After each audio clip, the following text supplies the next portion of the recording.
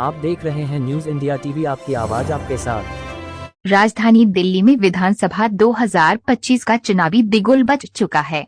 दिल्ली में 5 फरवरी को मतदान होने हैं और 8 फरवरी को मतगणना होनी है। इस बीच राजधानी दिल्ली की रोहतास नगर विधानसभा के अंतर्गत मुस्कान चौक पर अनुसूचित जाति स्वाभिमान सम्मेलन का आयोजन किया गया।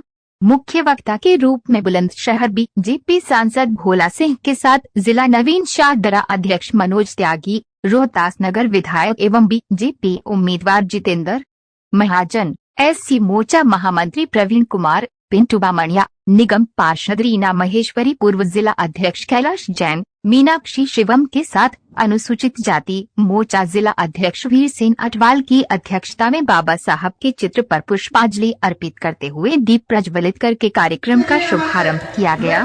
कार्यक्रम में पहुंचे मुख्य व्यक्तियों का पगड़ी पहनकर सलोरा कर में पुष्पगुच्छ भेंट कर सम्मान भी किया गया। अनुसूचित जाति स्वाभिमान सम्मेलन में पधारे गणमान्य अतिथियों ने अपने अपने विचार मंच के माध्यम से रखे एवं बाबा साहब को सम्मान देते हुए उनके बारे में भी लोगों को अवगत कराया। वहीं मुख्य वक्ता बुलंदशहर सांसद भोला सिंह ने बाबा साहब के द्वारा बनाए गए संविधान के बारे में चर्चा की और बताया कि किस प्रकार से देश के यशस्वी प्रधानमंत्री नरेंद्र मोदी बाबा साहब को सम्मान देते हुए आए हैं। मोदी सरकार एक ऐसी सरकार आई है जिन्होंने बाबा साहब के पंच तीर्थ को बनवाया है। वहीं उन्होंने कहा कि अन्य राजनीतिक दल तो बाबा साहब के द्वारा बनाए गए संविधान को अपने हाथों में उठाए घूमते हैं और उनका अपमान करते हैं, लेकिन मोदी सरकार हमेशा बाबा साहब का सम्मान करती आई है। दिल्ली की जनता को एक साथ मिलकर दिल्ली से भ्रष्टाचारी सरकार अरविंद केजरीवाल सरकार को जड़ से उखाड़ फेंकना होगा। और उन्होंने कहा कि रोहतास नगर विधानसभा से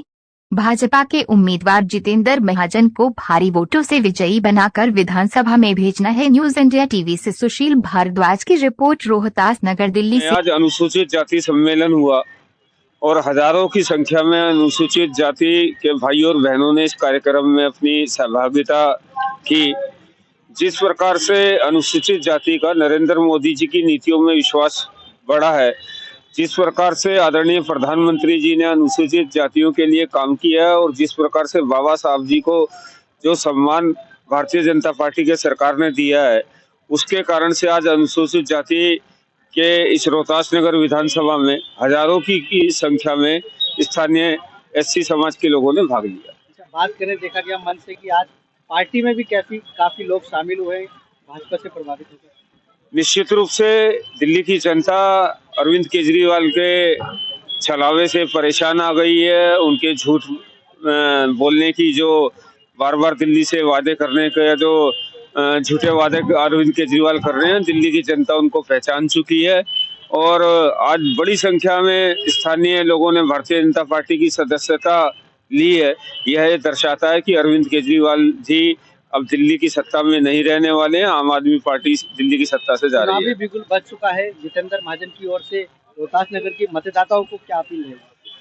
मैं पूरे 5 वर्ष दिल्ली की जनता, रोहतास नगर की जनता से अपील करना चाहूंगा। मैं पूरे 5 वर्ष मैंने उनके साथ काम किया है और जितने भी रुके हुए काम है जितेंद्र महाजन उनको अगले 5 वर्ष में करने वाला है। दिल्ली के अंदर भारतीय जनता पार्टी की सरकार बनने वाली है। जब दिल्ली और रोहतास नगर विधानसभा में डबल इंजन की सरकार है, तो मैं विश्वास दिलाता हूं कि रोहतास नगर की जनता का कोई काम रुकेगा नहीं। देखिए, लोकतंत्र का महापर्व दिल्ली विधानसभा का चुनाव की आज घोषणा होने वाली है चुनाव आयोग के द्वारा। और ये अनुसूचित जाति स्वाभिमान सम्मेलन इस विधानसभा के कार्यकर्ताओं ने आयोजित किया और बहुत ही ऐतिहासिक सम्मेलन हुआ।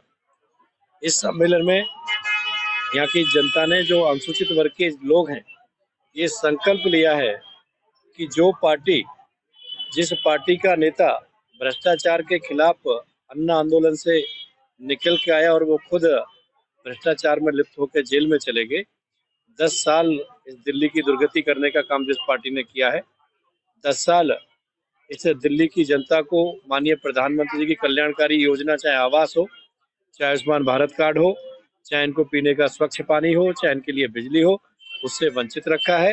ये जनता उस पार्टी को, सरकार को यहाँ से उखाड़ के फेंकेगी और पूरे देश के साथ साथ दिल्ली को विकसित बनाने में भाजपा की डबल इंजन की सरकार बनाने। क्या लग रहा है अरविंद केजरीवाल को लगातार संजीवनी योजना हो, चाहे महिला सम्मान योजना हो, चाहे पुजारी ग्रंथि के साथ जनता को साधने की कोशिश कर रहे हैं। भाजपा अगर आती है तो क्या कुछ लेकर आएगी? देखिए, भारतीय जनता पार्टी माननीय मोदी जी के नेतृत्व में पिछले 10 साल में देश के हर गरीब को, जिसको आवास की आवश्यकता आवास, जिसको गैस की आवश्यकता गैस, जिसको शौचालय की आवश्यकता शौचालय, जिसको आयुष्मान भारत कार्ड इलाज की आवश्यकता उसको वो देश की जनता को देने का काम किया है। इसके साथ साथ देश के इंफ्रास्ट्रक्चर को मजबूत करने का काम किया है। भाजपा जो कहती है वो करती है, लेकिन दिल्ली में पिछले 10 साल में कोई सड़क, कोई हॉस्पिटल, कोई मेडिकल कॉलेज, कोई यूनिवर्सिटी दिल्ली की जनता के लिए यहाँ की सरकार ने नहीं दिया है। सिर्फ यहाँ की सरकार ने दिया दिल्ली की महिलाओं को शराब घोटाले में लिप्त होकर शराब देने का काम इन्होंने किया। दिल्ली की महिलाओं को अपमानित करने के लिए गंदा पानी देने का काम कर रहे हैं, उनको झूठे सच्चे लालच दे रहे हैं, उनको गुमराह करने का काम कर रहे हैं। लेकिन अब जनता समझ चुकी है कि जिस पार्टी का नेता भ्रष्टाचार के नाम पर सत्ता में आया वो खुद उसमें जेल में चला गया। अब इनको निकाल के बाहर फेंकेंगे, जिनका जो रास्ता वही दिखाएंगे। केजरीवाल जी सिर्फ घोषणाएं करते हैं, लेकिन फंड कहाँ से लेकर आएंगे जी? घोषणा तो पंजाब में भी करके आए थे।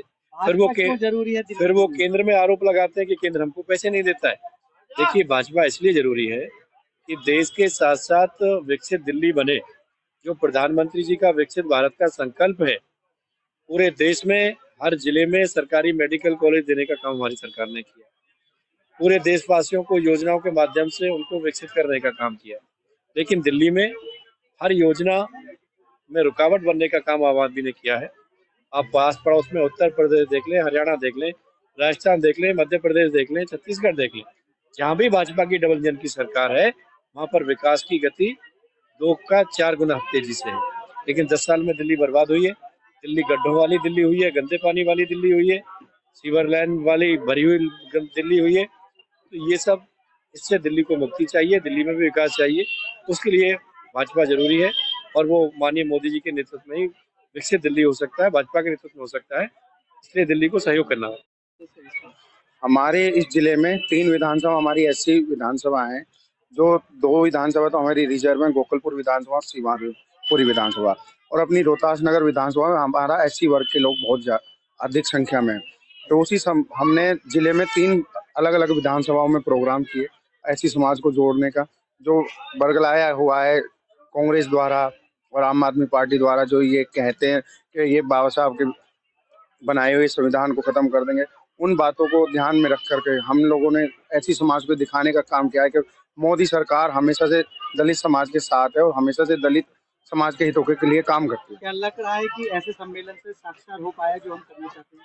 ये आप आज यहाँ आप लोग आए हैं, आप लोगों ने यहाँ संख्या को देखा है। सभी दलित समाज के लोग भारतीय जनता पार्टी के साथ और मोदी जी के साथ एकजुट होकर के अब की बार दिल्ली में एक तरफा अब की बार चुनाव होगा, जो भारतीय जनता पार्टी की सरकार बनेगी। जो समाज में एक भ्रांति है दलित समाज के बारे में, भारतीय जनता पार्टी के बारे में फैलाई जाती है इन आपदा वालों के कारण।